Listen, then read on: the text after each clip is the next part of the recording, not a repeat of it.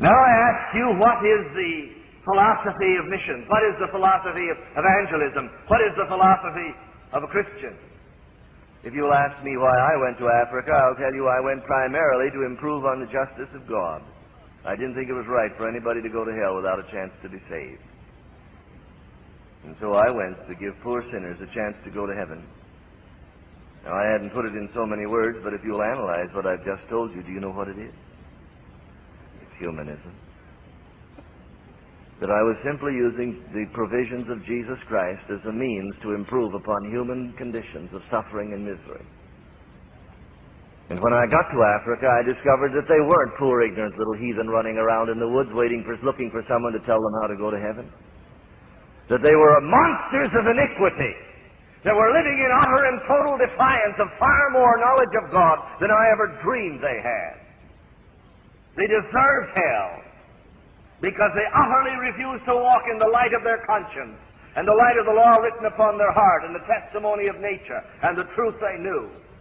And when I found that out, I assure you, I was so angry with God that one occasion in prayer I told him that it was a mighty little thing he'd done, sending me out there to reach these people that were waiting to be told how to go to heaven. When I got there, I found out they knew about heaven, didn't want to go there. And that they were loved their sin and wanted to stay in it.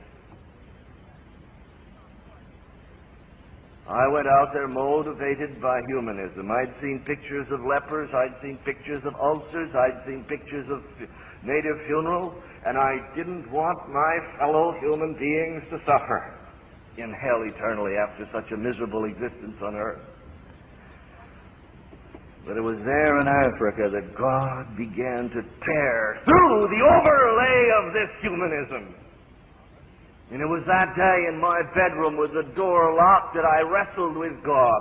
For here I was coming to grips with the fact that the people that I thought were ignorant and wanted to know how to go to heaven and were saying, someone come and teach us, actually didn't want to take time to talk with me or anybody else. They had no interest in the Bible and no interest in Christ, and they loved their sin and wanted to continue in it.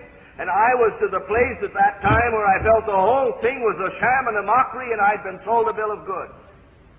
And I wanted to come home. And there alone in my bedroom, as I faced God honestly with what my heart felt, it seemed to me I heard him say, yes, will not the judge of all the earth do right? The heathen are lost.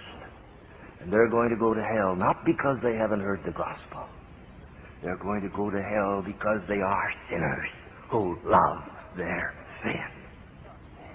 And because they deserve hell.